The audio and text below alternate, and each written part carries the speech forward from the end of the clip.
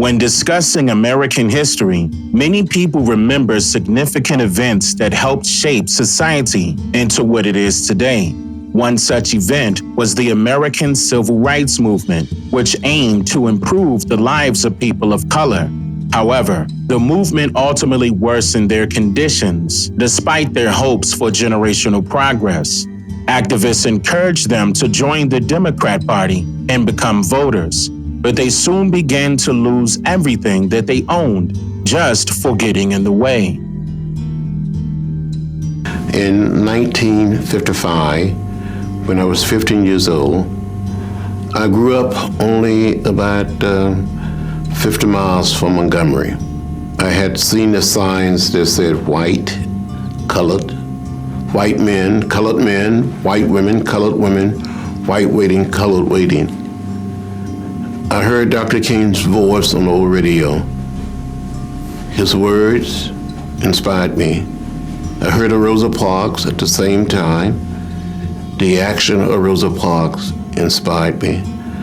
I grew up in segregated rural Alabama, and I didn't like the signs that I saw saying white and colored. White men, white women, colored women, white waiting, colored waiting. The action of Dr. King inspired me to find a way to get in the way. I had been told by my mother, my father, my grandparents, and great-grandparents, when I would ask questions, they would say, "Don't get in trouble. Don't get in the way." Mr. Carmichael, do you see any change in atmosphere in the South? Do you think that we are approaching a more militant or revolutionary stage in the civil rights movement in the South? Yes, I certainly think so. I think we're moving now into a political arena. And I think that what Negroes are now tampering in, what they're tampering with, will touch the entire country. To be very precise, for example, many Negroes who have registered to vote have been evicted from their lands in Lowndes County. People who have worked on plantations for 35, 40 years because they've registered to vote have been evicted. So that raises a philosophical question, not only for us, but for the whole country. Can property-less people be made as equal as property owners through the vote? But I felt like Martin Luther King Jr. was speaking directly to me, saying, "John Robert Lewis, you too can do something." So in 1957, at the age of 17, I wrote Dr. Martin Luther King Jr. a letter. I didn't tell my mother, my father, any of my sisters or brothers or teachers. I wanted to attend a little college 10 miles from my home called Troy State College. I applied to go there, submitted my application, my high school transcript. So I wrote this letter. Dr. King wrote me back and sent me a round-trip Greyhound bus ticket and invited me to come to Montgomery to meet with him. So in September 1957, I boarded a bus.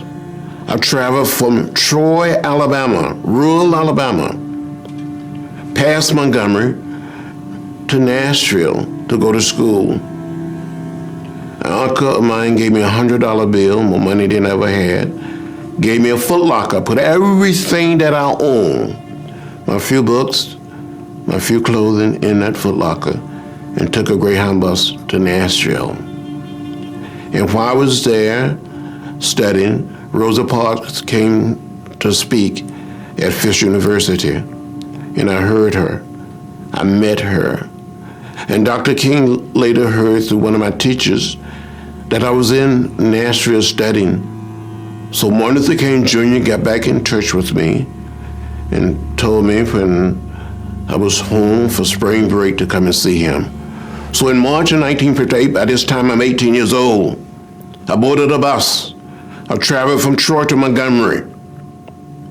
And a young lawyer by the name of Fred Gray, who was a lawyer for Rosa Parks, for Dr. King, and the people involved in the Montgomery bus boycott, met me at the Greyhound bus station and drove me to the First Baptist Church in downtown Montgomery, pastored by the Reverend Ralph Abernathy, and ushered me into the pastor's study I saw Martin Luther King Jr. and Ralph Abernathy standing behind a desk. I was so scared, I didn't know what to say or what to do. And Dr. King said, "Are you the boy from Troy? Are you John Lewis?" And I said, "Dr. King, I am John Robert Lewis, but he still called me the boy from Troy."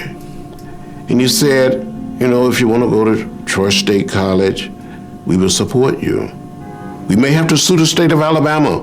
We may have to sue Troy State, but we're prepared to help you.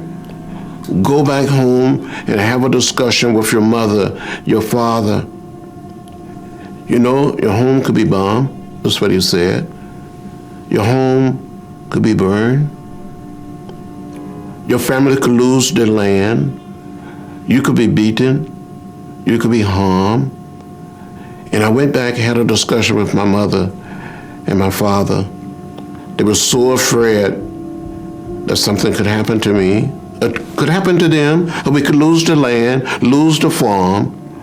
So they didn't want to have anything to do with my attempting to enroll at the school. And I continued to study in Nashville. And from time to time, Martin Luther King Jr. would come to Nashville to speak at Fisk University, at the City Auditorium, tell the story of the movement. Rosa Parks would come there. And I stayed in touch with Dr. King. And he became, in a sense, my hero. In a sense, he became my big brother. And he would say over and over, "Stay in school, get an education, and when you finish school, maybe you can come and work with the Southern Christian Leadership Conference," his organization. So I got involved in the sit-ins, went on the freedom rides. And the first time I got arrested, I felt free. I felt liberated. I felt like I crossed over.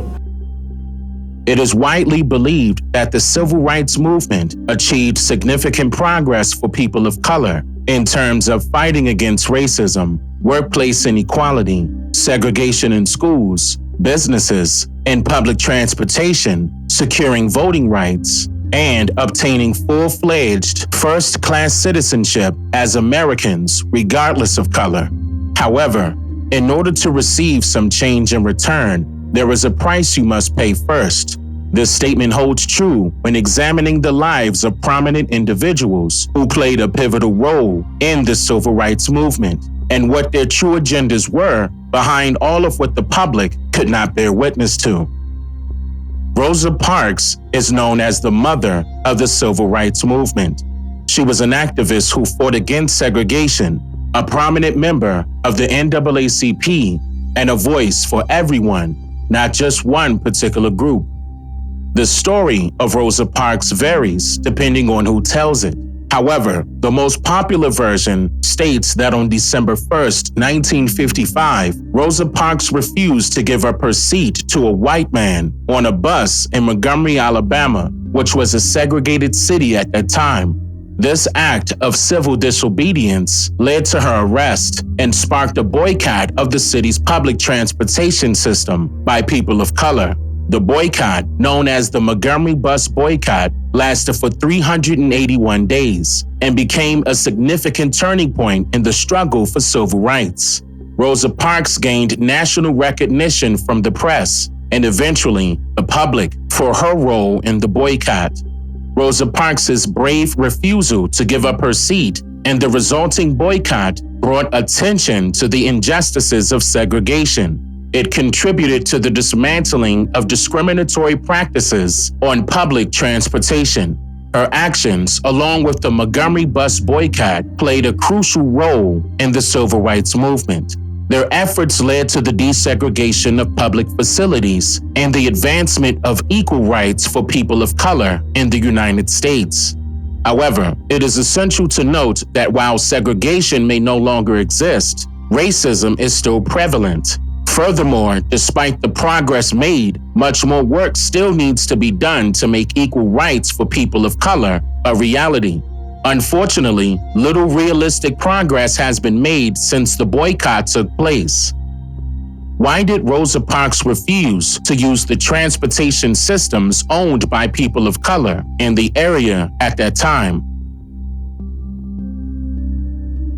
And why did she agree to boycott the city's public transportation bus system?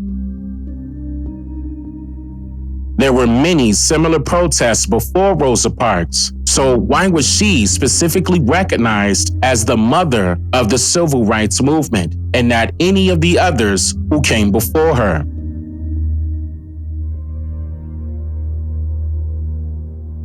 Rosa Parks was born Rosa Louise McCulley on February 4th, 1913, in Tuskegee, Alabama, to two immigrant parents of European, Irish, Scottish, and Siberian descent. According to the Library of Congress, within its repository section, under Visual Materials from Rosa Parks' Papers, Prints, and Photographs division, these are images of her parents: James McCulley, Rosa's father, of Abeville, Alabama, and Leona Edwards, Rosa's mother, of Pine Level, Alabama.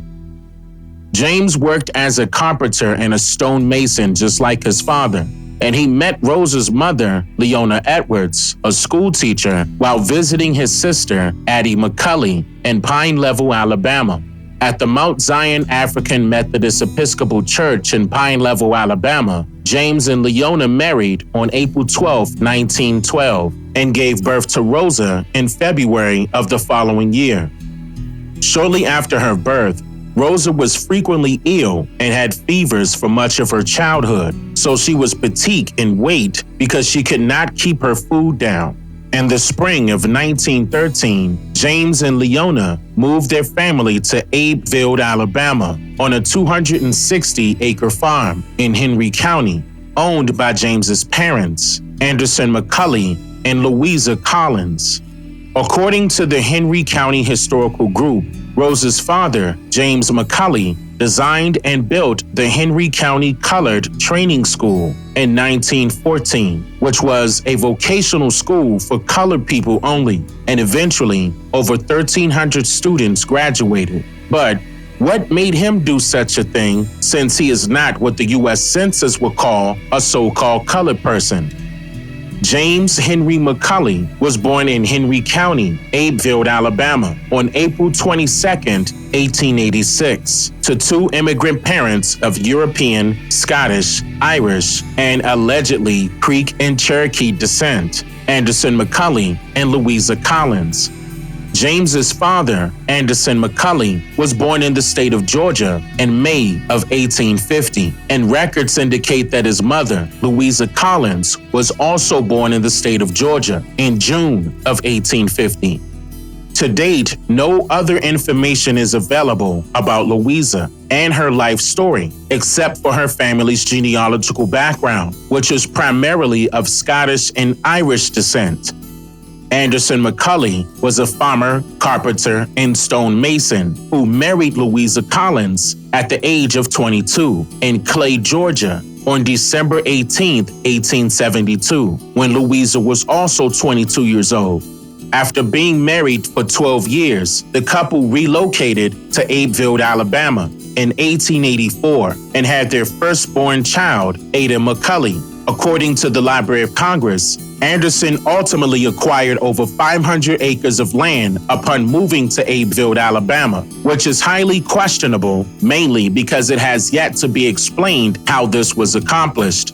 It is worth noting that a certain portion of their story seems questionable as per the source. The source mentions that they had 17 children together, but only 10 of them survived to adulthood. However, no explanations are provided to shed light on why this was so. It is also quite unusual for a Caucasian couple to have given birth to 17 children, or even 10 children for that matter, both in the United States and beyond.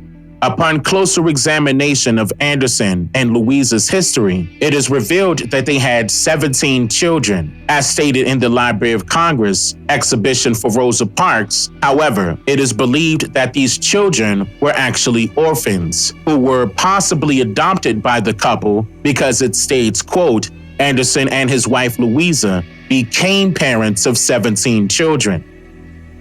This makes sense because at this time, there were a lot of orphans from places like the United Kingdom, Ireland, Scotland, Germany, and Siberia, for example, being migrated to the United States as workers or slaves, which is also known as child labor. It was said that Anderson put his sons, or rather his students, to work by building homes across the Black Belt region of Alabama, which explains why James McCully was said to have been employed in the same fields of labor as his father, or as his apprentice in this sense.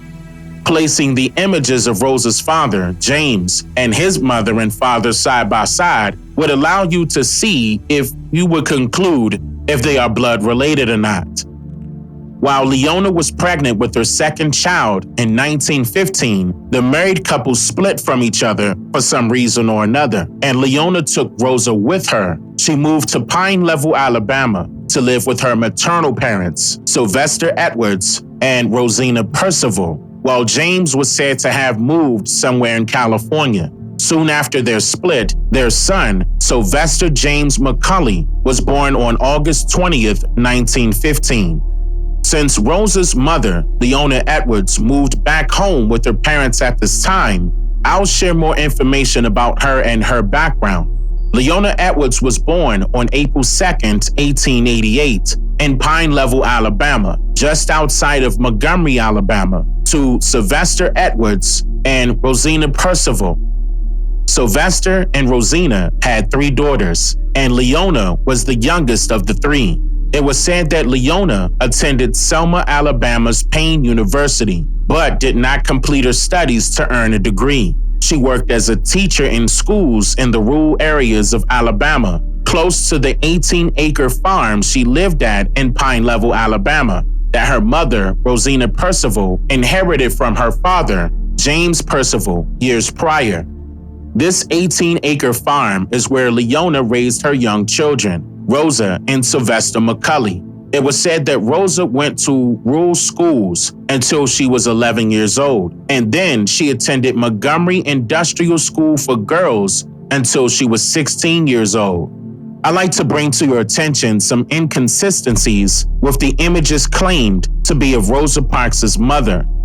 The Library of Congress and the visual materials from the Rosa Parks Papers, Prints, and Photographs Division states that these pictures are of her mother, Leona, and were allegedly taken between 1956 and 1979. However, the Library of Congress has not been able to identify the original photographers of any of the thousands of photos, as none of them have any photographers' names attached to them. Also, the titles of each photo are, quote, devised by library staff, which is a problem because this means that each image can be labeled or titled incorrectly by the library's regular 9-to-5 staff because they are not experts in knowing who each person photographed would be.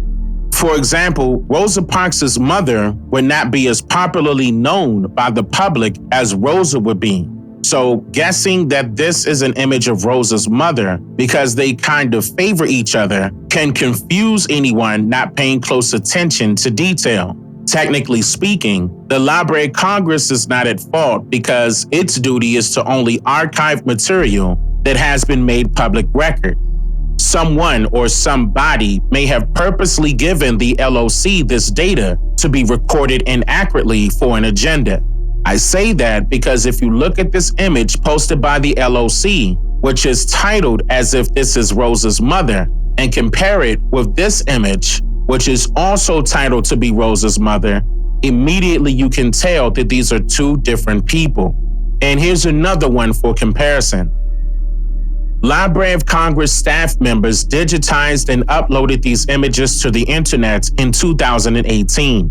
2 random people, Collins Carpo and Alex Bogue, utilized them on the Find a Grave website that same year and beyond as associated images of Rosa's family members, especially her mother.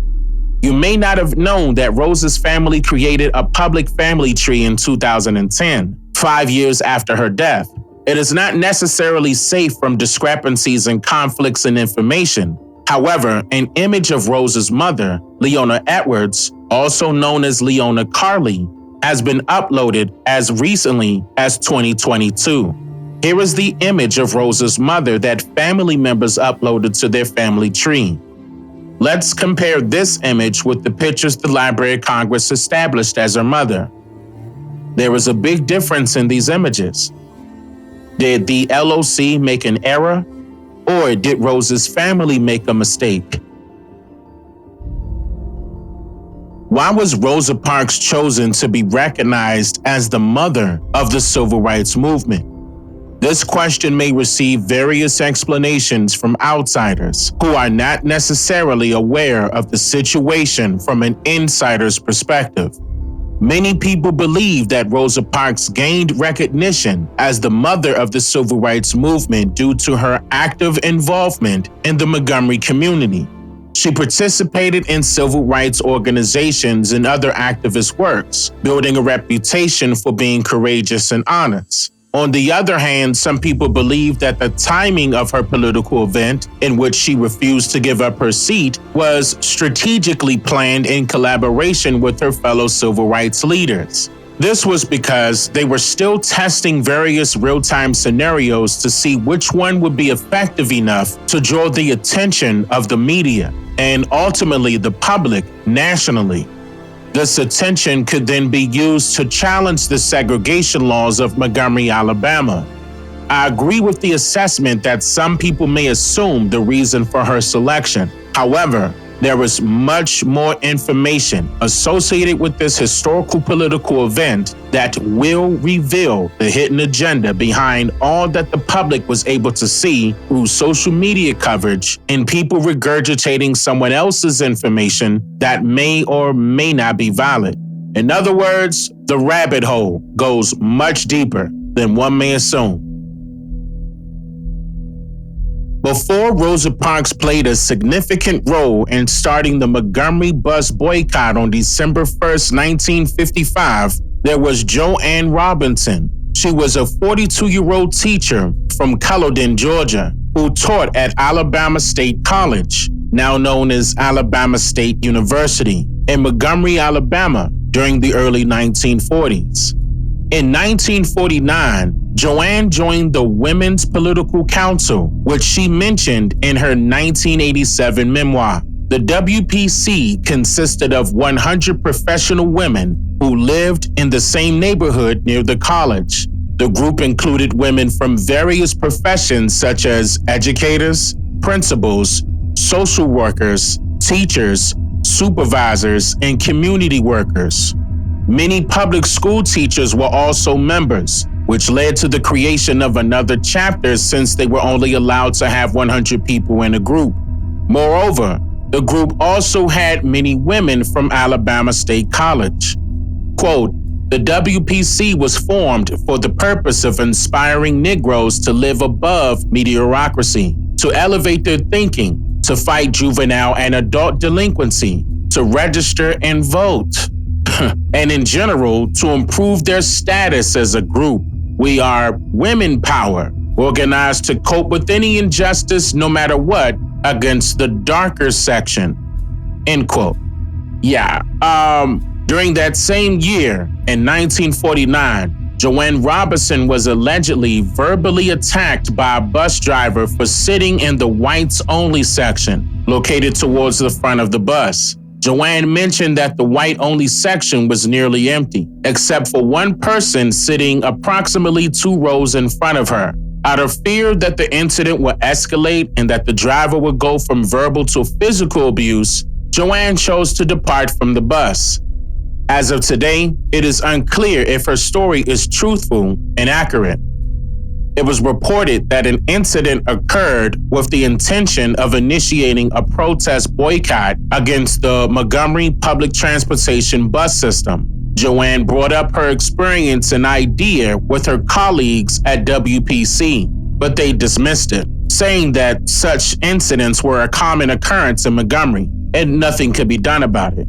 The Women's Political Council was an organization that had begun in 1946 after just dozens of black people had been arrested on the buses for segregation purposes.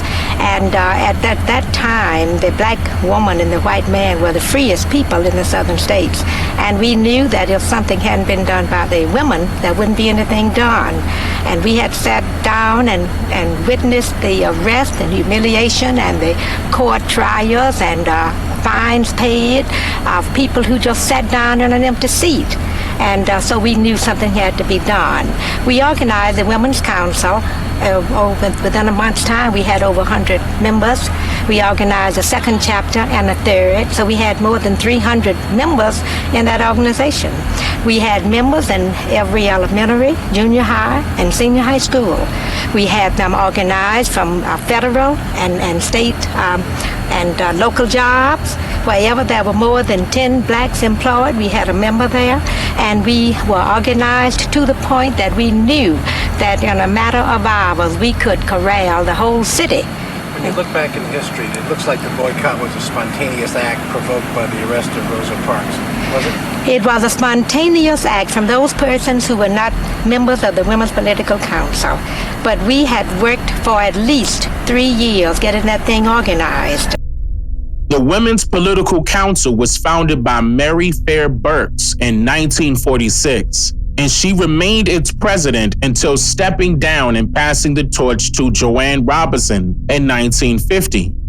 After being selected the president of WPC, Joanne shifted the group's focus toward the segregated public bus system in Montgomery, Alabama. She approached the City Hall's council and William Armistead Gill Jr., the city mayor at that time. But unfortunately, none of them showed any interest in her proposals. So she decided to organize a boycott in response to the situation, which was something she had been contemplating for a while.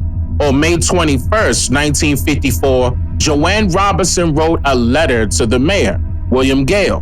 In the letter, she stated that there had been discussions among more than 20 local organizations about planning a citywide boycott of buses. In 1943, the year before this letter, Rosa Parks joined the Montgomery chapter of the NAACP and became an active member of the civil rights movement. Despite her desire to do more, she worked as a secretary for the organization until 1957 due to societal expectations that women should not take on leadership roles. Her boss, local NAACP leader Edgar Nixon, held the belief that, quote, women don't need to be nowhere but in the kitchen and not in positions of power. In Montgomery, Alabama, in the year 1955, there were multiple incidents between bus operators, white passengers, and some individuals who refused to give up their seats. This began with Claudette Colvin, a 15-year-old and a member of the NAACP Youth Council, who was said to be mentored by Rosa Parks. Claudette was pregnant at that time and attended Booker T. Washington High School, where she learned about the civil rights movement. One day, while she was on her way home from school, she was asked to give up her seat on a crowded bus to a white woman. Claudette refused and was arrested on March 2nd, 1955. In the book, Claudette Colvin, Twice Toward Justice by Philip Hoos, Claudette Colvin is quoted as saying, "My mother instructed me to keep quiet about what I did. She told me to let Rosa be the one to take a stand. White people wouldn't bother her because they liked her." Keep in mind that this situation took place 9 months prior to Rosa Parks' demonstration. 1 month later, 36-year-old Aurelia Browder of Montgomery, Alabama, who was also a member of the NAACP, was arrested for sitting in the whites-only section of the city bus and refusing to move to the coloreds-only section on April 19, 1955.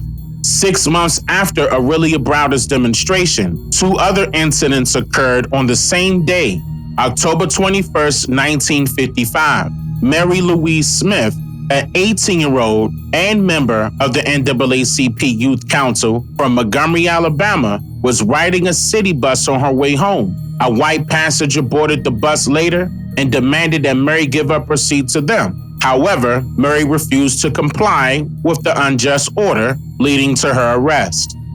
Susie McDonald was married to Tom McDonald, who co-owned the McDonald's farm, which was later known as a pavilion in the Montgomery, Alabama region. She was also a member of the NAACP. She was arrested. She was in her 70s and needed a cane to walk due to her age. Susie McDonald and Mary Smith were arrested on October 21, 1955, for allegedly violating bus segregation laws. In 1955, another woman, Jeanette Reese, participated in the protests against racial segregation on city buses in Montgomery, Alabama. Reports suggest that she was arrested for refusing to give up her seat on a city bus. However, it is unclear why there are no pictures or essential information available about her and her demonstration. Despite this, she is mentioned as one of the 5 plaintiffs in the Browder versus Gale lawsuit that followed on February 1st, 1956 by Fred Gray, the attorney for the Montgomery Improvement Association. Though it is known that she was a senior citizen, there is no record of her race or ethnicity. Questions were raised about the inconsistencies in the information provided regarding each incident and the selection process of the demonstrators. In response, the NAACP offered clarifications for their choices. They had selected 5 women of different ages and ethnicities to represent the demonstrations. The NAACP chose these women to be the faces of the protest for various reasons. The leaders of the civil rights movement, quote, tried to keep up appearances and make the most appealing protesters the most seen. 15-year-old Claudette Colvin was the first case chosen by the leaders, but was immediately dropped because the leaders of the civil rights movement stated that Colvin was unmarried and pregnant, and they felt as though she wasn't mature enough to handle such a heavy load. It is a well-known fact that Colvin was not accredited by the leaders of the civil rights movement and the NAACP due to her circumstances. On why this was done, Rosa Parks said, quote, if the white press got a hold of that information, they would have a field day. They'd call her a bad girl, and her case wouldn't have a chance. In later years, Claudette Colvin claimed that she was excluded from the civil rights movement because she did not receive the same attention as Rosa Parks. According to her, this was due to her not having, quote, good hair, not being fair-skinned, or rather pale-skinned, and being a pregnant teenager at that time. Despite being a Catholic and slightly older teenager than Colvin, Mary Louise Smith was not considered the face of the civil rights movement. The NAACP believed that her father's alcoholism made her an unsuitable symbol to represent the movement. They also believed that she did not belong to the, quote, right class to be the rallying point for the movement. The NAACP chose Aurelia Browder as the symbol of the civil rights movement because of her age, intelligence, and fearlessness. Aurelia had a diverse background as a seamstress, a nurse midwife, and a teacher. However, she was not fair-skinned or pale-skinned and didn't cause an eruption with the press. The NAACP, the MIA, and other leaders of the civil rights movement collaborated with 2 elderly citizens, Jeanette Reese and Susie McDonald from Montgomery, Alabama. The objective was to create public controversy and engage the press by using these ladies as they had fair skin and could be perceived as white by the public. Both women were reportedly arrested for breaking bus segregation laws in Montgomery, Alabama. However, there is uncertainty surrounding their identities and race since there are no available arrest records, photos, or background information on them. It is suspected that this lack of information was intentional in order to conceal their true identities and race. Jeanette Reese was named as one of the plaintiffs in the Browder versus Gale lawsuit that was filed on February 1st, 1956. But the next day, February 2nd, Reese withdrew herself from the case because she explained that she and her husband had been threatened with economic retaliation and violence from the white community. This fact indicates to us that Jeanette Reese was of the Caucasian race, and according to her picture, so was Susie McDonald. Since each particular demonstration helped gain some attention from the press and the public, it was the perfect opportunity to try another woman as a protester before the year 1955 ended. And this is when Rosa Parks was inserted on December 1st, 1955. But before I get into the reasons why Rosa Parks was chosen, I wanted to point out this observation.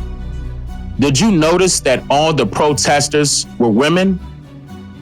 This is interesting to note because during that time, men dominated the leadership roles of organizations such as the NAACP, the MIA, and other civil rights groups.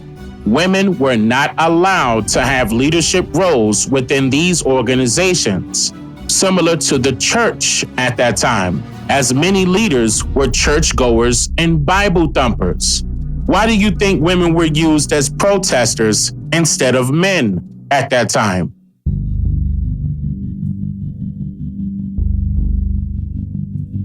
So now that you are well versed with all of the reasons mentioned earlier for the leader's choice of these particular women to protest, why do you think Rosa Parks was chosen to be recognized as the mother of the civil rights movement? Let's start by going back to 1931, when 18-year-old Rosa McCulley met Raymond Parks, who would later become her husband. Raymond Arthur Parks was born on February 12, 1903. To two immigrant parents of German, Irish, and mainly Italian descent. Historical records suggest that Raymond spent much of his childhood taking care of his sickly family members, and he became an orphan while he was still a teenager. Raymond met Rosa in the spring of 1931 through a mutual friend of the Montgomery chapter of the NAACP, which he was a member of at this time. Rosa was not a member of the NAACP at this time. It was said that he asked her to marry him on their second date. Records from the Library of Congress suggest that Rosa was impressed with Raymond's demeanor and characteristics, but she was hesitant to marry him because she, quote, thought that he was too white.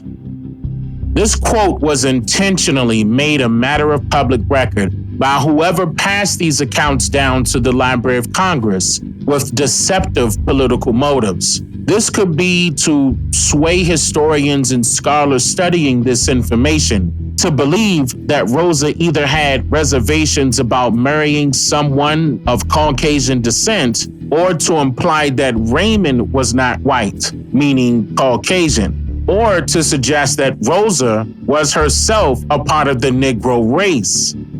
Was Rosa Parks a Negro? This question will be answered shortly. It is important to note that the original information on Raymond Parks submitted to the Library of Congress for his biography states that, quote, Raymond Parks did not receive a formal education as there were no nearby black schools to attend. Upon viewing an image of Parks, it becomes apparent why this discrepancy may have been overlooked or not have been acknowledged by any historian, researcher, viewer, or reader. Why would Raymond Parks need to attend a black school in order to gain an education? Why are they implying that Raymond Parks is a black man? Rosa McCulley married Raymond Parks on December 18, 1932, at her mother's house in Montgomery, Alabama. Raymond Parks encouraged his wife, Rosa, to finish her high school classes and earn her high school diploma, which she accomplished in 1933. As a member of the NAACP, Raymond also taught Rosa about nonviolent commitment and the importance of registering to vote.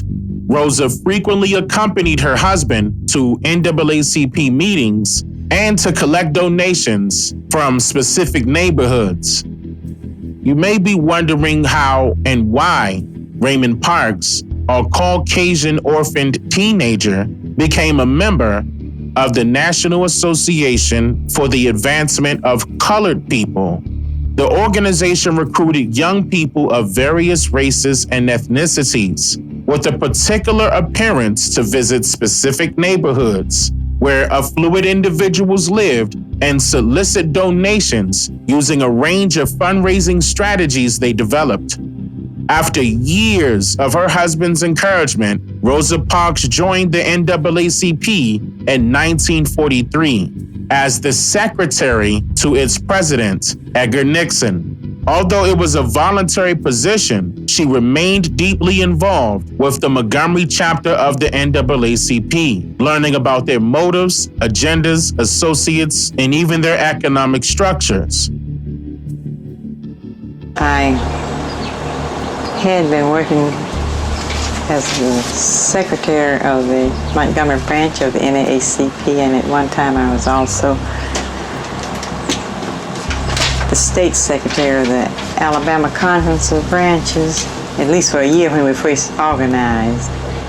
And I was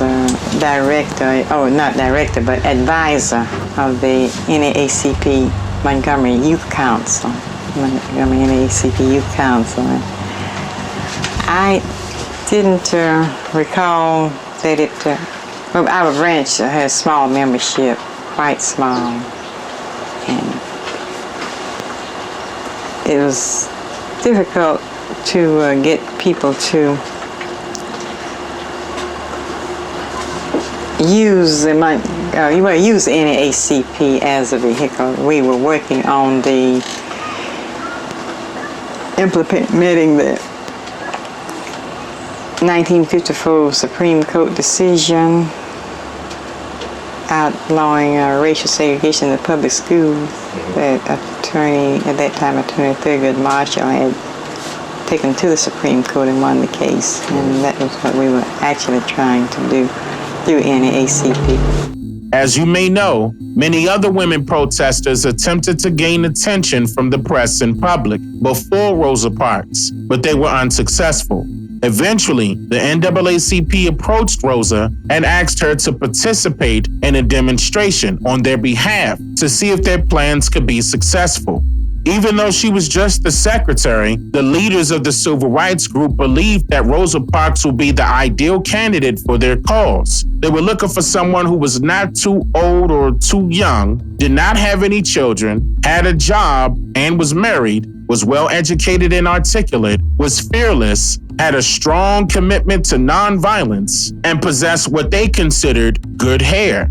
Additionally, they believed that she was a fair-skinned person, which was more important for their purpose and overall agenda. Fair skin is a term used to describe a light complexion that is commonly associated with individuals of European descent. The term fair is often used interchangeably with pale, white, or light, all of which refer to a skin tone that is noticeably lighter than average. The amount of melanin in the skin, which is the pigment that gives skin, eyes, and hair their color, is much lower in people with fair skin. Despite what some may assume and what some people are falsely reporting, on December 1st, 1955, Rosa Parks sat in the colored section of the Montgomery City bus, not the whites only section. She was asked to get up to sit with her own race. This part is extremely important because which race do you think she was a part of? Why didn't she choose to use the bus lines or the taxi cab companies that were owned by Negroes throughout Montgomery, Alabama at that time? Rosa Parks was arrested on December 1st, 1955, and her trial date was held on December 5th, 1955. She was found guilty and fined $10 plus $4 in court fees. Here is a photograph of Rosa Parks being fingerprinted by Montgomery Police Lieutenant D.H. Lackey. But why was this photo taken the next year, 79 days later after her trial date?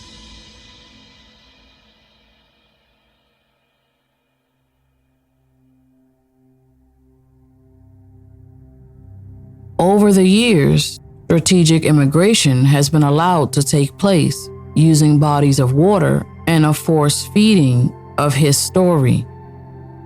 It always starts as a flood of water, a flood of people, or a flood of emotions, until there is a bust, which is a movement of people, an emotional outburst, or January and February 1937 brought one of the worst floods in American history along the Ohio and Mississippi rivers. Water coming into the city, please evacuate. Do so immediately. Water will eventually come over $1 million flood wall and you must evacuate. From Cairo, Illinois, south for 700 miles, unseasonably warm weather and frequent rains were the cause. Unseasonably warm weather and frequent rains were the cause. The Army had plans ready to evacuate 500,000 people to safety in Louisiana.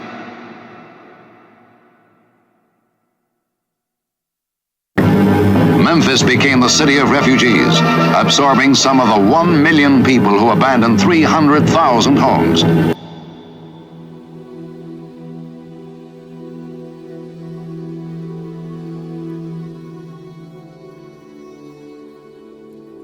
The word history relates to the attachment of information perceived by one's aura. This information usually ties to a political ideology or an artistic movement. Following a particular historical account can subsequently turn a group of people from their point of origin and move them to a new leg altogether. A religion. But before this type of movement can successfully take place, one must become sensitive or predisposed to inflammation, also known as a rise, to assume a standing position after lying, sitting, or kneeling.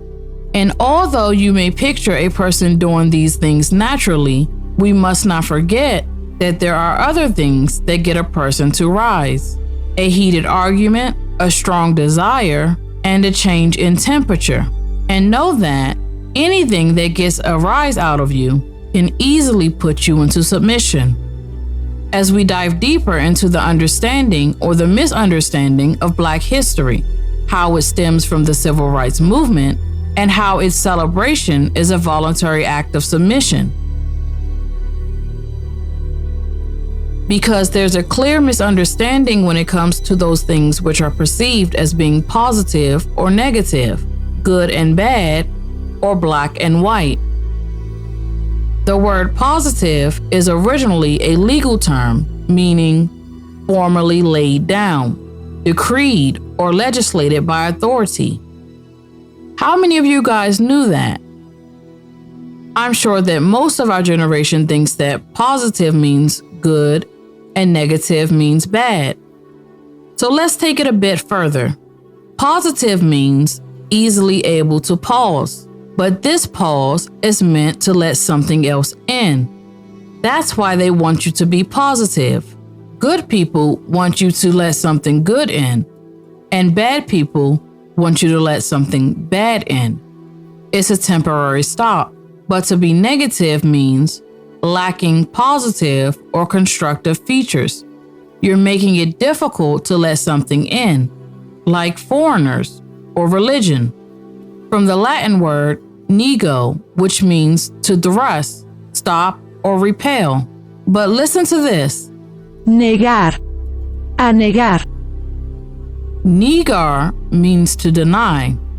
Anegar means to drown or stifle with water. But what has been hidden is a Negro, commonly mispronounced A negro. Allegro.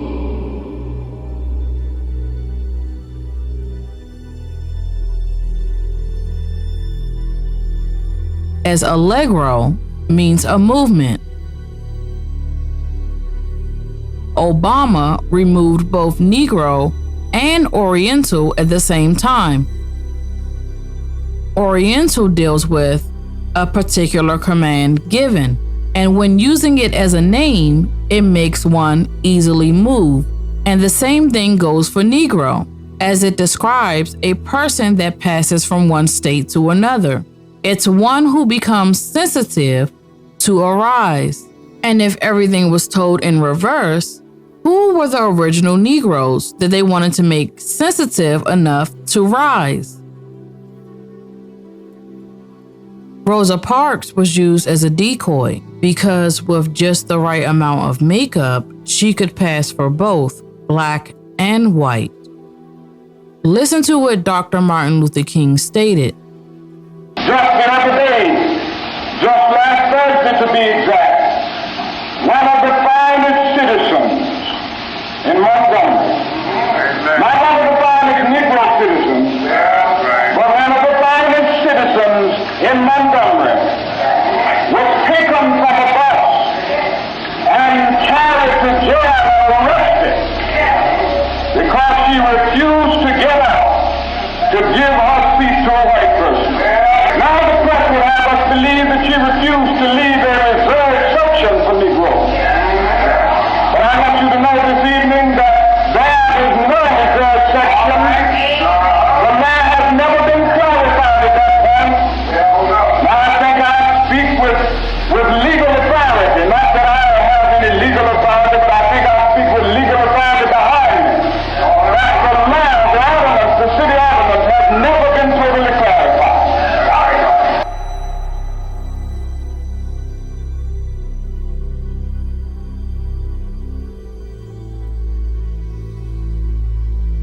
Just the other day, just last Thursday to be exact, one of the finest citizens in Montgomery, not one of the finest Negro citizens, not one of the finest Negro citizens, but one of the finest citizens in Montgomery, was taken from a bus and carried to jail and arrested because she refused to get up to give her seat to a white person.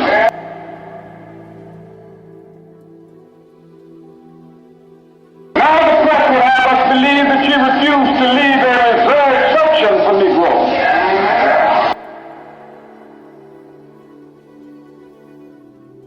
Now the press would have us believe that she refused to leave a reserved section for Negroes.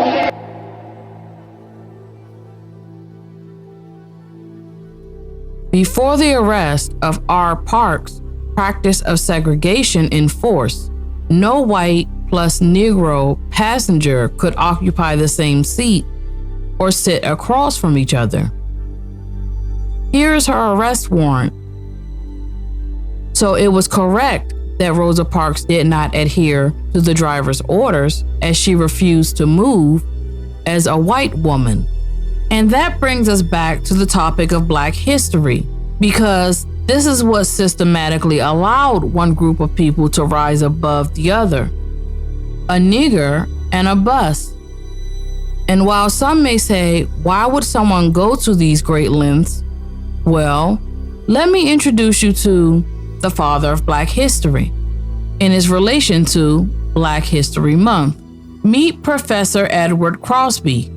He, along with the organization of the Black United Students, are who we should thank for Black history as we know it today and Black History Month, as he was handpicked by the student organization whose first letters spell out the word BUS, B-U-S. It's also a nod to a command of BUS. The Black United Students organization formed as a movement geared at initiating protests and demonstrations on a majority white campus. These protests and demonstrations were designed to sensitize the university community to the dead seriousness of the Black United Students.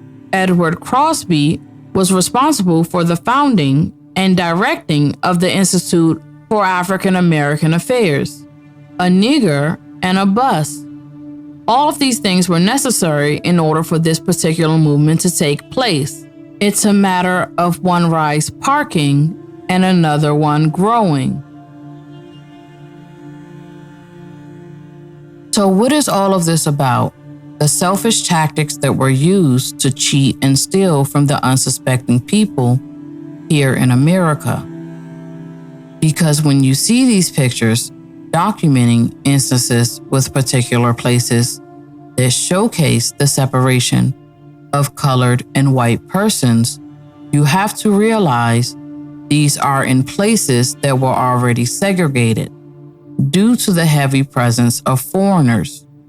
In the past, it was customary law in places where there were ports to separate immigrants for a certain time frame to ensure that they weren't bringing diseases or anything of that nature upon arrival. And the truth is, so-called colored people didn't have to frequent these places at all, unless it was for employment purposes.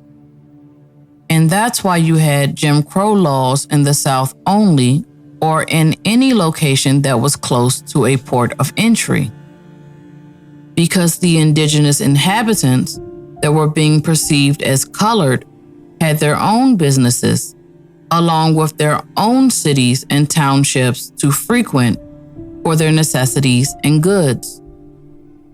In fact, historically speaking, foreigners were given acts of legislation that included detailed instructions for them to stay away from businesses and the neighborhoods of the indigenous inhabitants.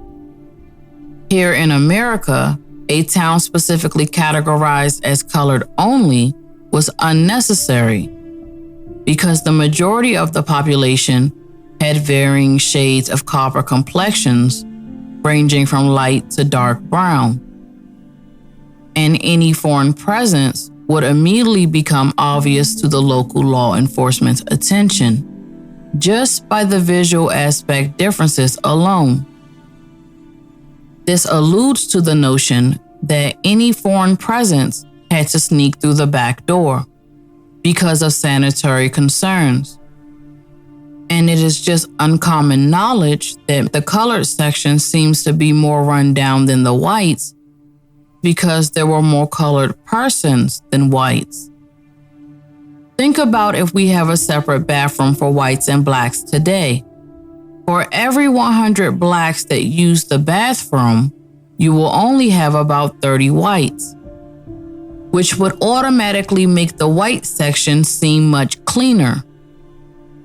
Although not replacing the items for colored persons in these locations was not acceptable, leaving them that way could also act as a deterrent, as some whites were okay with the separation and some weren't. Some wanted to be included. That's why you see so many white people dressing like us today, wearing their hair like us, listening to our music, and trying to dance like us just so that they could be invited to the cookout. This was Rosa Parks' dilemma, along with other mixed people like her, because they didn't fit in. And so white people used people like them as the mediator, just so that they can get into so-called black people's business, who are really the American Indians that are indigenous to these lands. All white people wanted to do was get into our pockets of land, and our pockets financially, because without constant immigration, it just wasn't enough of them.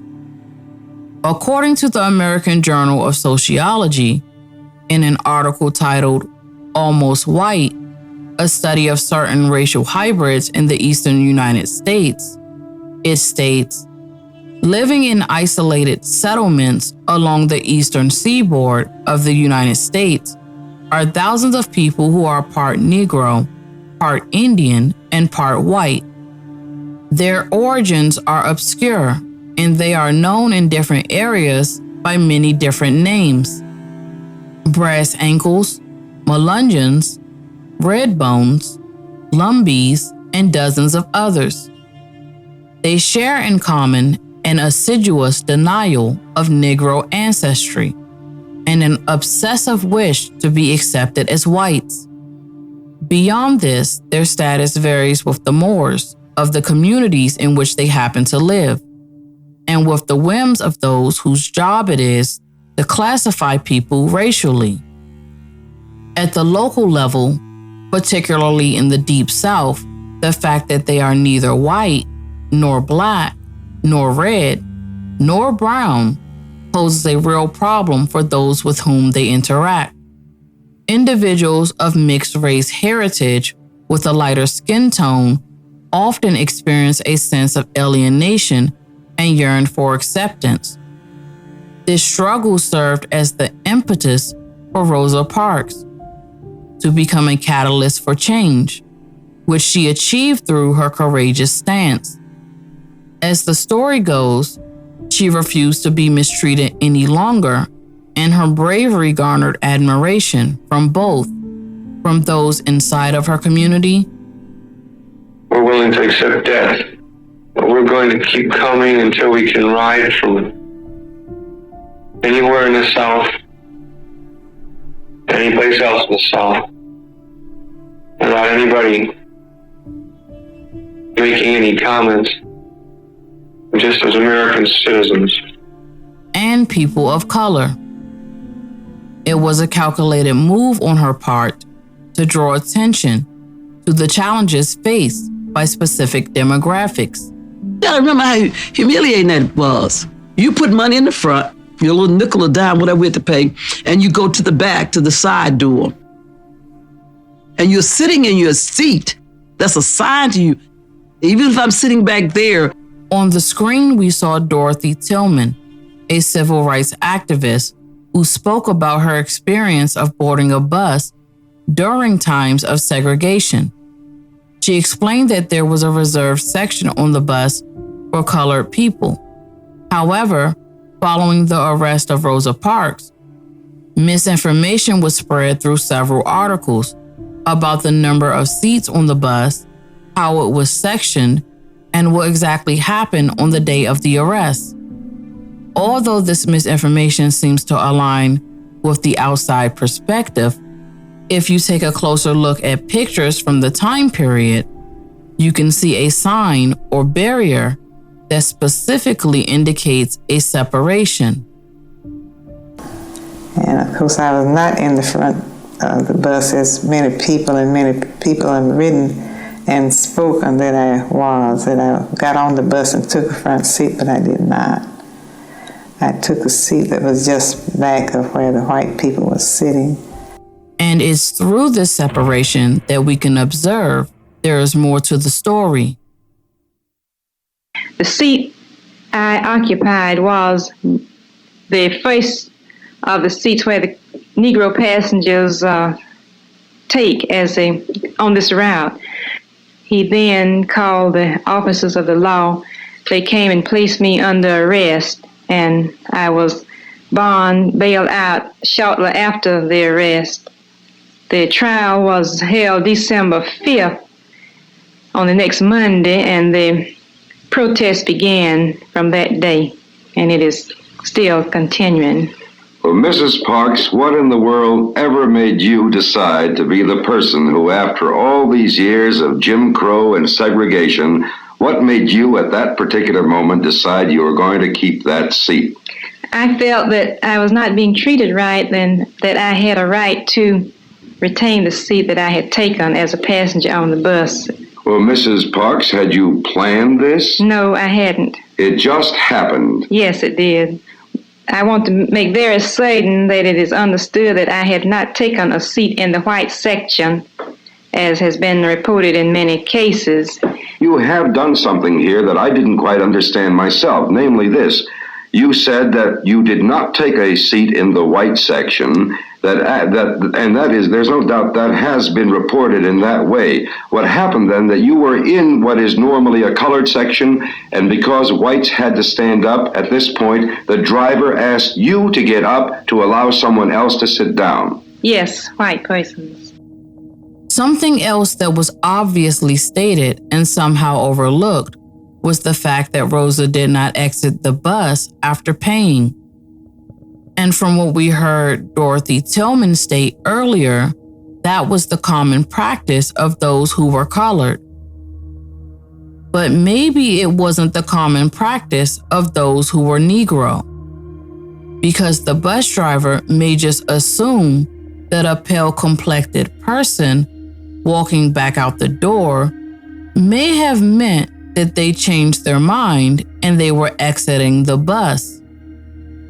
Rosa herself spoke of this type of occurrence happening to her multiple times. So on the day that Rosa Parks was arrested, she paid her fare and walked straight down the aisle to the colored section. According to the city ordinance, it states, every owner or operator of any jitney, bus, or taxi cab in the city shall provide equal but separate accommodations for the white and colored races by dividing separate vehicles or by clearly indicating or designating by visible markers the area to be occupied by each race in any vehicle in which the two races are permitted to be carried together, and by confining each race to occupancy of the area of such vehicles so set apart for it. So if we pay attention to what she stated in this particular interaction, Rosa Parks herself states that she walked to the colored section. And I also want to point out something that was placed on Rosa Parks' arrest warrant, which were the letters CF. And the reason why I pointed this out was because most people's minds are going to immediately guess and say, CF, that stands for colored female. But CF is a legal term. It is the abbreviation for the Latin word confer, meaning to compare. One reason for this lack of evidence could be related to the statement given about the seating on the bus, as it does not match what is publicly known. To illustrate this, we can refer to the photographs from the National Archives. One photo shows an outline of the bus seats, with an indication of where Rosa Parks was sitting. The other two photos are alleged police reports, but upon closer inspection, they are recreated documents that were presented in the civil case of Browder versus Gale. In this case, the NAACP stated that Rosa Parks was not included as a plaintiff. So why were her documents used, and why is the recognition of the decision given to Rosa Parks if she wasn't even included as a plaintiff for the trial? Both of these recreated documents have CF on it because not only was the story that was told to the public told in a false and inaccurate manner, but CF is purposely written on both of these documents multiple times, making sure to point out and state the color of Rosa Parks on these recreated documents. What we do know is that Rosa Parks was found guilty of defying the bus driver's orders when she refused to follow the laws of segregation. Her court case was quickly overshadowed by the bus boycott that took place on the same day as her conviction. So once we look at this picture of the bus seating and we see that it states Rosa Parks' seat was a window seat, we already know that this is inaccurate information that's being presented and held by the National Archives. Right out of Rosa Parks' own mouth, she walked to the colored section and took an aisle seat. And based on the segregation law, here is the middle. Notice how this image, upon their assessment, shows that she was sitting in the white section. How do I know that this is the white section? Well, look at the back door. If you count the seats starting from the back door, that's 14 seats. And the segregation law stated that it must be separate but equal. If there are 14 seats in the back, then there must be 14 seats in the front. And anything after that will be considered the middle. And so that means that if Rosa was sitting in the colored section, she was sitting somewhere near the back door. But why aren't they stating that? We can gather the truth of this information by just looking at the arrest warrant that was released to the public. The stated violation, you can see, was amended from Chapter 6, Section 11 to Chapter 1, Section 8, which is, it shall be unlawful for any person to commit any offense in the city, which is declared by law of the state to be a misdemeanor. And the reason why it was amended is because if Rosa clearly stated that she sat in the colored section and the violation that was documented was for Chapter 6, Section 11, it states that the passenger refused to take a seat among those assigned to the race to which it belongs. She was guilty of cultural appropriation. And this alone speaks volumes. Just like many of our light-skinned celebrities today, they're going to claim that they're mixed so that they can be accepted. But outside of their cultural actions and performances, you wouldn't know. Because just like how a Native American can pretend to be an American Indian, this is the same way that these foreign celebrities are being used to represent Black American culture today. But do they look Black to you? So back to the ordinance.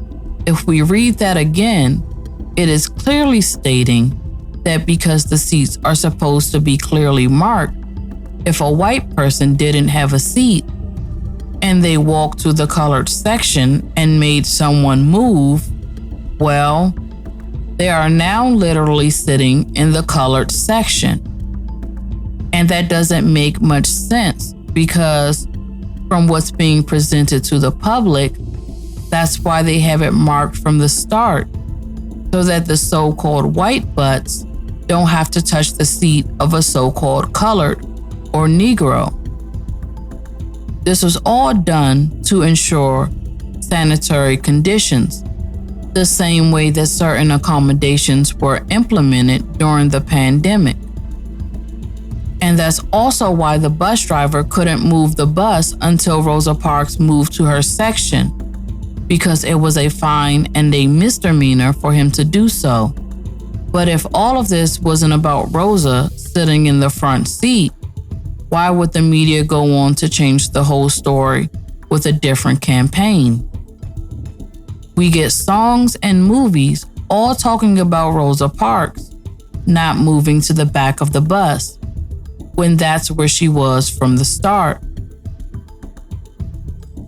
And the answer is, it's a distraction to hide immigration and immigration reform, which was over time perceived as the unfair treatment of one group of people, and to take that unfair treatment that was placed on one group of people and to place it onto another.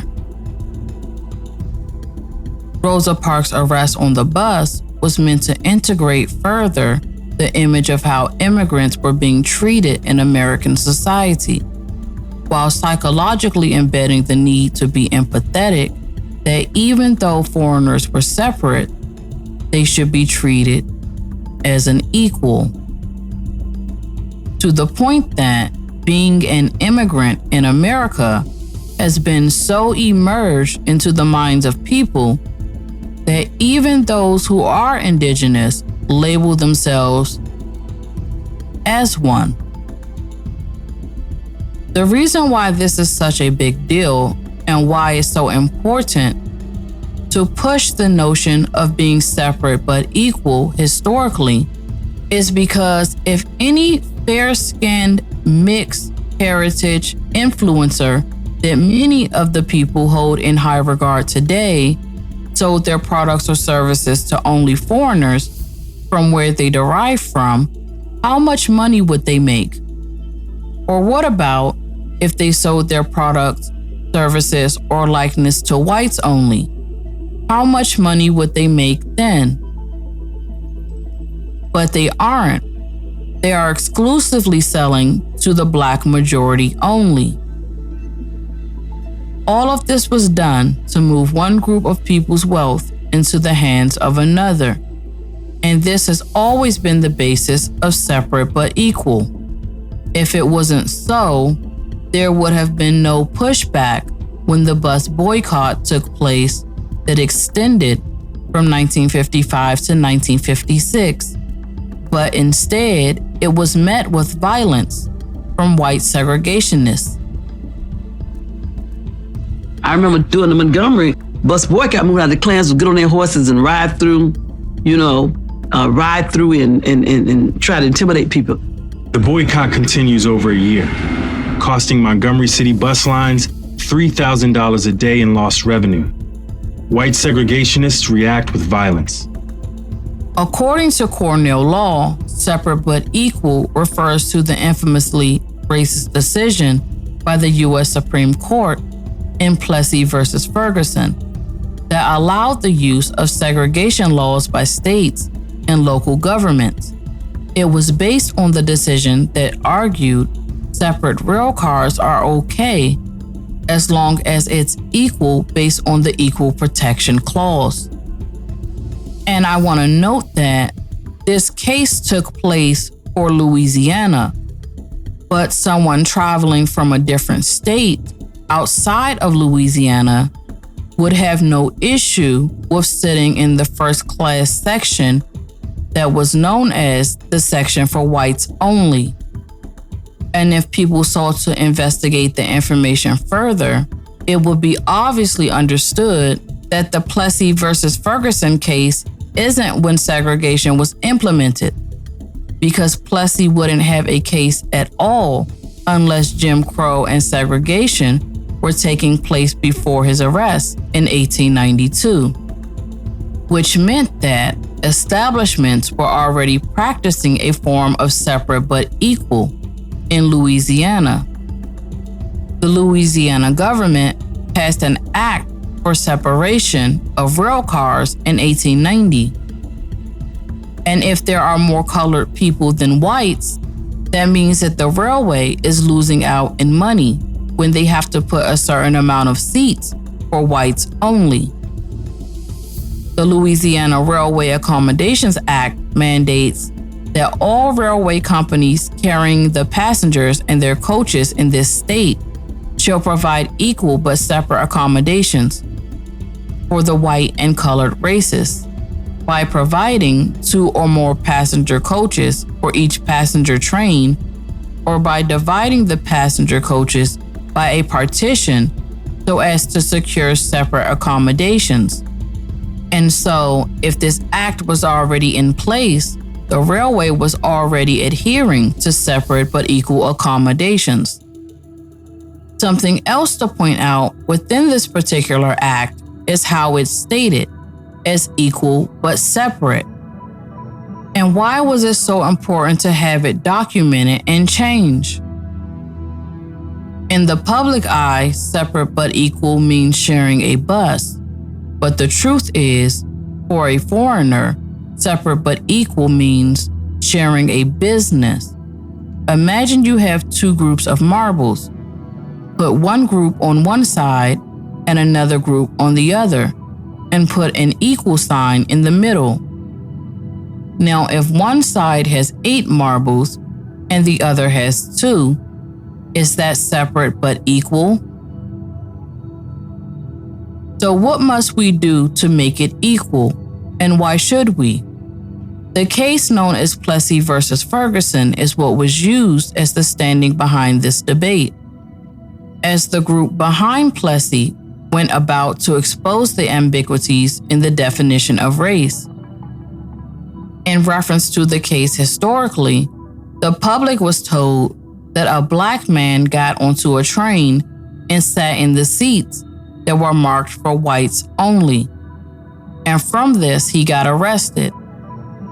But what is not openly shared is that this was a plan cooked up by a group of mixed-race foreigners and white people.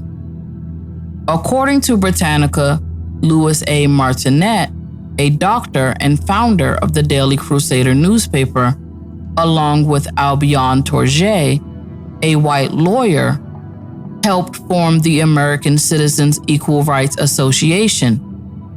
This association, along with a committee of mixed-race citizens, decided to challenge the law of separation, in which this law of separation occurred after the Civil War, as it was necessary to cut back on spies and foreign infiltration. And in order to desegregate and get a piece of the financial earnings of the people who are indigenous to these lands, Tourget and Martinet considered several possibilities. They could have a black passenger buy a ticket outside of Louisiana and then travel into the state, thus raising a challenge to the law under the Commerce Clause, or they might have a fair-skinned person of mixed race attempt to enter the ladies' car. But there they ran into the problem, as Martinet noted, that she might not be refused admission.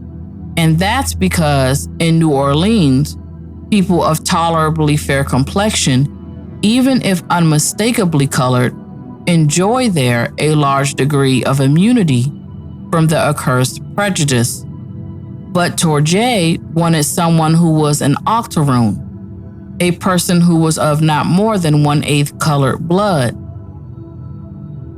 because he believed that this would be the winning strategy to expose the ambiguities in the definition of race. From there, he began talking to sympathetic railroad officials who wanted the law overturned for their own financial reasons.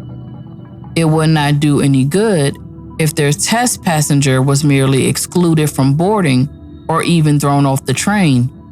He would have to be arrested so that a real case existed, and he could claim injury in federal court.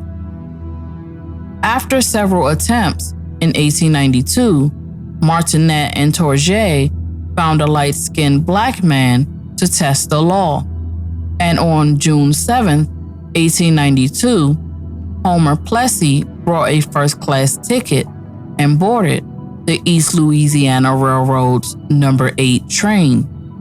As the train pulled away from the station, the conductor asked the light-skinned, complected Plessy if he was a colored man. And the official description of him was that he was no more than 1/8 African and probably no less than 7-8 European in ancestry. He had informed the conductor in advance, and when he was notified that he would have to go to the section reserved for colored, he refused. Well, when he was asked to leave the train, he did not. He was arrested, charged with disturbing the peace, which is exactly what they wanted to do. It states that Plessy told the train man, "I am an American citizen," and this is what prompted the arrest from Detective Christopher Kane. According to the Law Library of Louisiana, besides recruiting Homer Plessy, who could pass as a white, they hired Christopher Kane, who ran a detective agency, to be present at the train station and arrest Plessy. And they did all of this to invoke the case that led to the redocumentation of the law from equal but separate and the reaffirming of separate but equal. Separate but equal is used to void discrimination against foreigners financially, to allow them to have access to wealth that they could not accumulate on their own in their own homeland amongst their own people. And listen to this. Notice how, when the bus boycott occurred, they said that the buses were empty. The buses are empty. Why? Because the Negro people aren't riding them. Where were all of the whites that needed seats? You know, the ones that were making the colored people stand? Why weren't they filling up the buses? And listen to this. Part of how Montgomery's Black community sustains a boycott is because they organize this massive, incredibly impressive carpool system. They set up 40 pickup stations around town. They organize thousands and thousands of rides a day. The December 1955 arrest of Rosa Parks for refusing to give up her seat on a bus to white passengers sparked the Montgomery, Alabama bus boycott. The boycott against the segregated bus system was supposed to last one day, but an estimated 17,000 African Americans supported it. The boycott lasted more than a year. That meant we didn't need someone else to tell us what to do. The truth is, desegregation wasn't a benefit for those who were regarded as colored, soon to be misclassified as Negro, and who were indigenous to these lands. It was a benefit for someone else, one group being foreigners, the other group having a religious intent. And so the story plays out with Homer Plessy almost the same as it did with Rosa Parks. The reason why is Homer Plessy was meant to start the flood of foreign people's access by placing the largest group of the population into the status of E. And this brings us to Rosa Parks, as she was meant to end the placement, switching herself publicly from a foreigner to a Negro right in front of the public's eyes on a national and international level set the stage for Black culture appropriation to grow. This also allowed for the subsequent desegregation of America in terms of business to follow. Even though you see a flood of immigrants robbing you of your resources, your land, and your money, the media knows now that they can tell you anything as to the reason why. Due to Rosa Parks and her famous enactment of a nigger and a bus, which was an overshadow for a financial movement. Rosa Parks was sitting in a black seat. A white man needed it. She refused the driver's command to move, and under a city bylaw was arrested. Rosa Parks passed away on October 4th, 2005. And oddly enough, just 24 days after her death, the National Archives organized a special event in her memory. This event was a closed display of some of Rosa Parks' original records. However, this display was mysteriously only open to the press and not the public. The event was named Special Original Document Display in Memory of Rosa Parks and was held on October 28, 2005 at the National Archives, Southeast Region in Monroe, Georgia. This special event allowed the press to see and photograph selected documents that were said to be the original documents from Rosa Parks' arrest on December 1st, 1955. These scanned documents included the diagram of the bus where Rosa Parks was allegedly seated on that day, an image of Rosa Parks' fingerprint chart, and a police report on Rosa Parks' arrest. Now, my wife exposed that this diagram of the bus that shows where Rosa Parks was seated is inaccurate because Rosa did not have a window seat and she did not sit in the whites-only section, which was also confirmed by Rosa Parks herself as we displayed earlier. The following image is allegedly of Rosa Parks' fingerprints taken by the Montgomery Police Department. However, if you look at the name of the official taking the prints, it says May Cannon, which is not the same person pictured with Rosa Parks as she was being fingerprinted on February 22nd, 1956.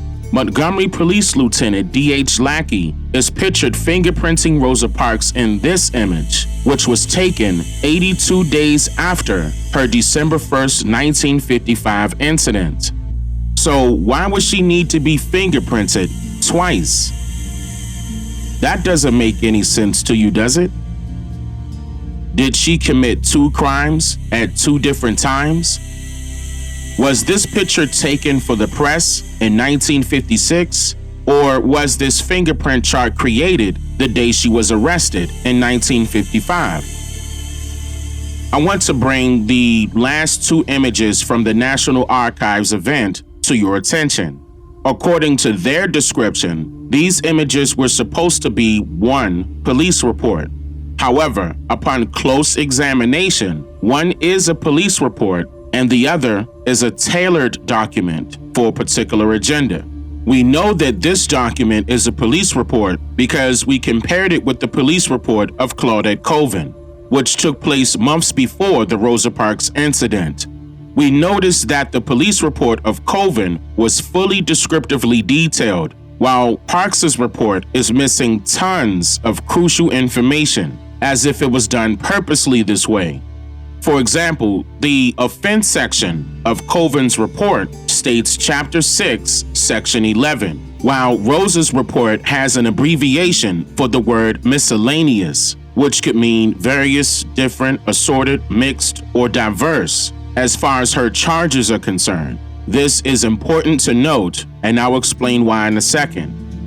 We noticed that both of these reports included the bus driver's name. The address on Colvin's report states the Montgomery City Lines Bus, Inc., and Rosa's bus driver has his address listed on the report as if he is representing himself and not the bus company. In fact, there is no mention of the bus company in this document. Colvin's report is so professionally detailed that it indicates which bus the bus driver operated and the names and addresses of witnesses on the scene. This will be considered routine police work. An officer would typically provide professional details like this. However, they are not included in Rosa's police report, leaving it up to anyone to create the story surrounding the incident. Did they make this up, or were they in a hurry for whatever reason? The date and time of the offense committed section states 12/1/55 at 6:06 p.m., and this report was allegedly made at 7 p.m. the same day. And I say allegedly because the details of the complaint state, quote, "We received a call. Upon arrival, the bus operator said he had a colored female sitting in the white section of the bus and would not move back. We, Day and Mixon, the reporting officers, also saw her." What was the point of saying that? The bus operator signed a warrant for her arrest. Rosa Parks, 634 Cleveland Court. Rosa Parks was charged with Chapter 6, Section 11 of the Montgomery City Code, Warrant 14254. But wait a minute, did you hear that? She was charged with Chapter 6, Section 11, the same offense Colvin was charged with. However, the same alleged police report says that her offense is miscellaneous. So, what's so different about it? It also says that the bus driver signed a warrant for her arrest, which can be true because under the Montgomery laws, the bus drivers had police powers. However, they did not have superpowers to the point where they could abandon their alleged crowded bus full of passengers, leave the scene of an incident when police are present and allegedly investigating a possible crime, walk or run or catch a cab to the Montgomery police station and file this warrant for her arrest, somehow return to his duties as a bus driver with a bus full of patiently waiting passengers, all under 15 or so minutes before this police report was made at 7 p.m., the same evening stating that the bus driver signed a warrant for her arrest. The National Archives claims that this handwritten document is also a police report, but it fails to mention whom it was written by or the date and time of its creation. It also uses the vague words police department and not Montgomery Police Department. It also uses the modern term black as a skin complexion for Rosa Parks And we know that this was done recently because the term black was derogatory in 1955. It would have said fair or white. This document in question states that Rosa's nationality is Negro, but this is incorrect as Negro has never been a nationality. The only nationality a person can have is American, if they are American. Additionally, the document includes court costs, but that's impossible as Rosa's court date was on December 5th, and the police report should have been created on the same day as the incident. Based on these inconsistencies, it is clear that this document is not authentic. This must be why the National Archives informed the press at this event that, quote, no artificial light may be used on the documents. And that's not because it would damage the documents, because artificial light is used to scan them digitally anyway, and they made copies already. This was noted so it cannot be readily determined just how fraudulent these documents are, and they couldn't wait any longer than 24 days after Rosa's death to show them off to the press. Only the National Archives states that these documents were used in the 1956 Browder versus Gale trial, and it should be alarming that all of the other women I mentioned earlier were used as plaintiffs in this case and not Rosa Parks. You may be wondering why these Rosa Parks documents were said to have been used as the first pages of a trial case that she wasn't involved in. Well, that's because sending these non-authentic documents through deposition, along with actual documents related to the plaintiffs in this case, validates Rosa Parks and the story the NAACP and its co-conspirators created for her and professionally tested on the public, which is she is a Negro woman with black skin, and she sat in the white section of a city bus and was told to give up her seat to an unnamed white man. Now, this warrant states that J.F. Blake, the bus driver, personally appeared in front of the desk clerk, R.D. Mills, and signed this warrant for the arrest of Rosa Parks on December 1st, 1955. It also included his address again. The first sentence, typed in black ink, says that Rosa Parks refused to take a seat assigned to her race at the request of the driver of a City Lines bus in violation of Chapter 6, Section 11 of the City Code. However, it is handwritten underneath that this charge was amended or changed, and typed in blue ink, it says Chapter 1, Section 8 is her official charge. Notice how it fails to show the date and time when this warrant was changed, who it was altered by, and at least their signature of approval. They noted that Rosa's offense was miscellaneous, charging her with violating Chapter 1, Section 8, which states, quote, it shall be unlawful for any person to commit an offense in the city, which is declared by a law of the state to be a misdemeanor. So, according to her miscellaneous charge, Rosa Parks had intentionally broken the law. And as my wife explained earlier, this code has nothing to do with directly violating city bus laws or seating arrangements. Rosa was charged with disturbing the peace because she was not sitting with her correct race of people.